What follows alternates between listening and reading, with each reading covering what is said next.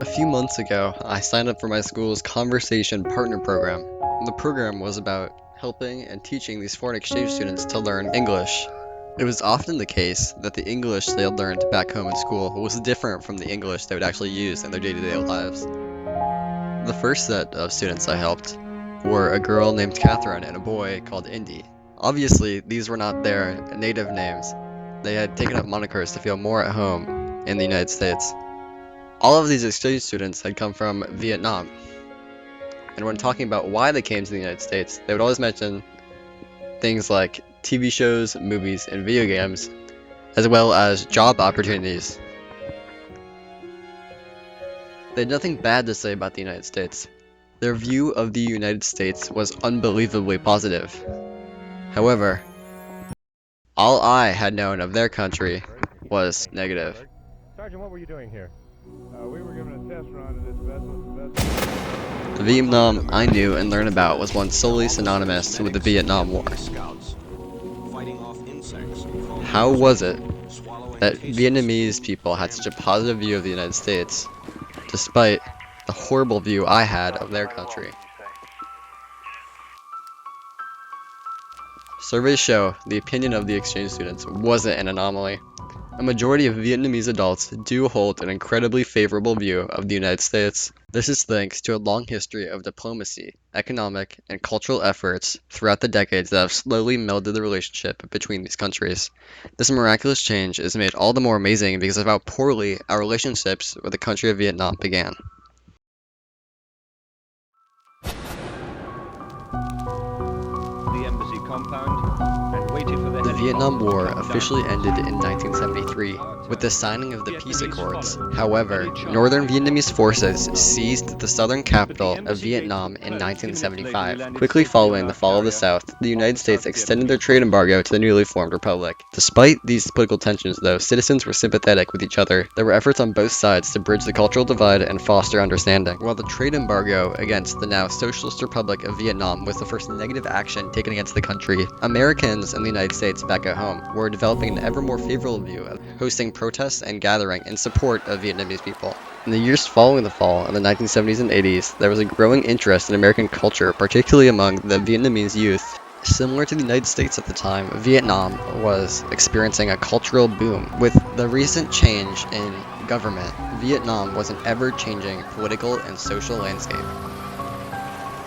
American music, movies, fashion, and other aspects of pop culture found their way into Vietnamese society through various channels, including illicit imports, radio broadcasts, and word of mouth. We could see the trends of Hollywood at the time bleed into the Vietnamese pop culture scene as well, with popular movies such as Stars and Roses actually using illegally imported soundtracks for their movie. Overall, while the cultural relationship between Vietnam and the United States during the 70s and 80s was overshadowed by political tensions and historical baggage, there were still pockets of interaction and mutual interest that laid the groundwork for improved relationships in the years to come. In the United States, the anti-war sentiment of the 1960s and 70s continued on into the 80s. Many of the teenagers that were rallying against the war at the time were now taking over as the predominant social group. One such rallier was a young Bill Clinton. Carried with me always, and I was very fortunate that someone took a picture of it and gave it to me, so I was always able to Yes, that remember Bill it. Clinton. Bill Clinton had been a supporter of the anti-Vietnam War movement at the time. A young Clinton went to Oxford, where he came in contact with U.S. Senator Fulbright. Working as a clerk under Arkansas Senator Fulbright, Clinton and his mentor experienced the Vietnam War at home. Fulbright passed down his anti-war ideas to Clinton. As someone who opposed the idea of the draft, Clinton was able to successfully avoid getting drafted thanks to the director of the Arkansas ROTC, who, quote, saved him from the draft. In a letter to the director, he thanks him dearly. Because of my opposition to the draft and the war, I am in great sympathy with those who are not willing to fight, kill, and maybe even die for their country. That is, the particular policy of a particular government, right or wrong. Two of my friends at Oxford are conscientious objectors. I wrote a letter of recommendation for one of them to his Mississippi draft board, a letter I am more proud of than anything else I wrote at Oxford last year. One of my roommates is a draft resistor who is possibly under indictment and may never be able to go home again. He's one of the bravest, best men I know. His country needs men like him more than they know. That he is considered a criminal is an obscenity. Free from the draft and under mentorship from Senator Fulbright, Clinton was now determined to succeed in politics, and that he did. I'm sick and tired of the forces of greed and the defenders of the status quo. Even worse, you're sick and tired of family values, sick and tired of drugs. Business, that's number one. I don't care what you say about me. New president of the United States, Bill Clinton. But you ought to be ashamed of yourself for jumping on my wife. You're not working on the same platform. I'll tell you something, Mr. Clinton. Now, don't try to the countryside. Harry Truman would be so proud tonight that his party and Walter Mondale are leading the way and giving a great woman the opportunity to run for vice president.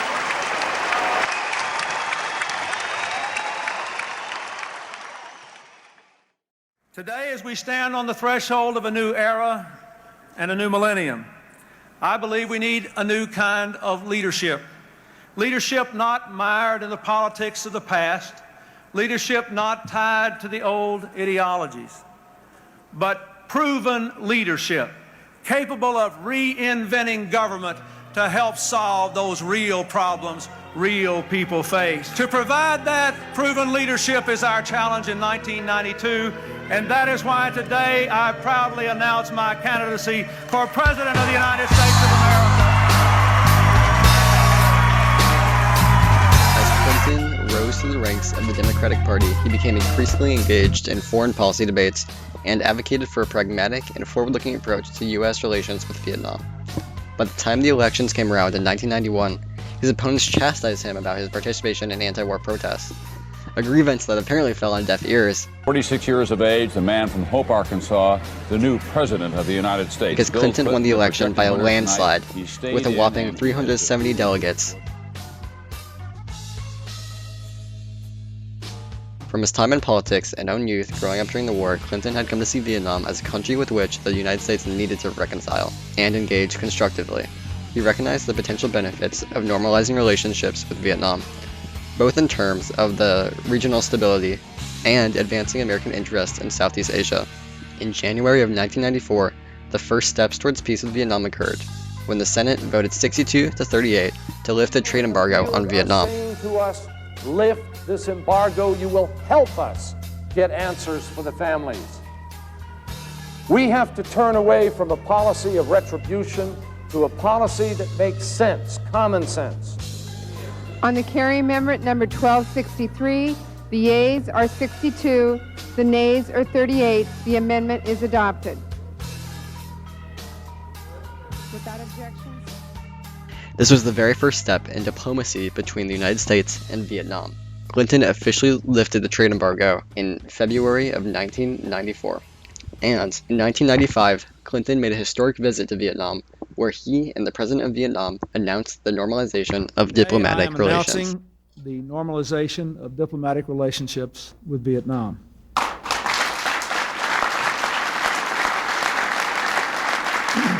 In the years following, under the Clinton administration, Vietnam and the United States were able to establish agreements on prisoner of war and missing in action accounting, as well as establishing a bilateral trade agreement in 2001. During his presidency, Clinton made additional visits to Vietnam, further strengthening the personal relationship between himself and Vietnamese leaders. His efforts helped to transform the relationship between the United States and Vietnam from one of animosity and distrust to one of cooperation and mutual respect.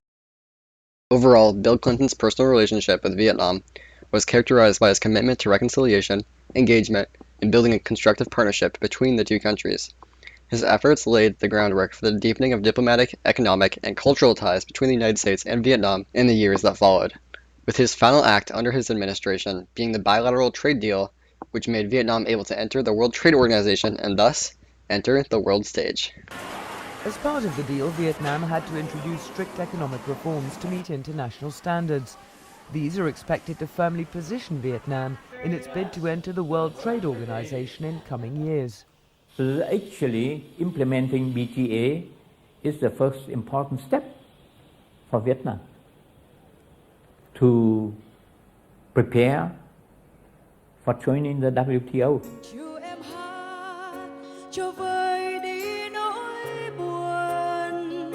Nỗi buồn của em, người lữ khách tha phương.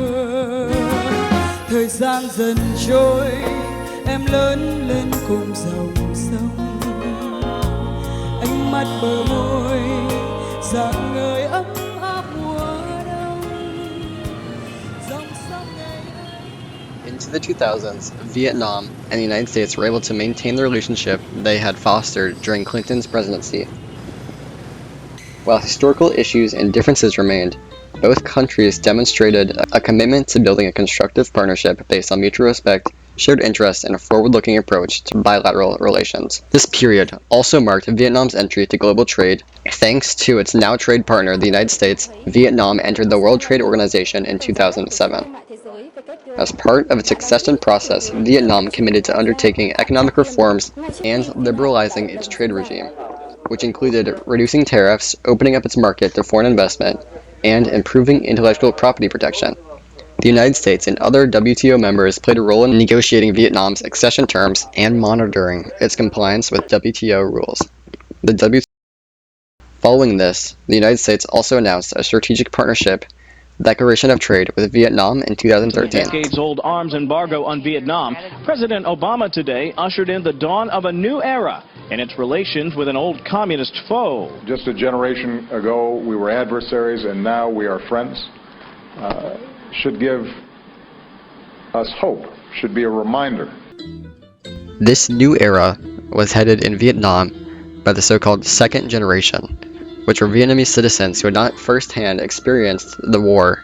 The Vietnamese youth, now connected to the world both economically and socially, began to view the US positively due to economic contributions to the country and, more importantly, the internet. Diplomacy and the pop culture that Vietnamese citizens consumed from the US positively influenced their view of the world around them and their relationship with the United States.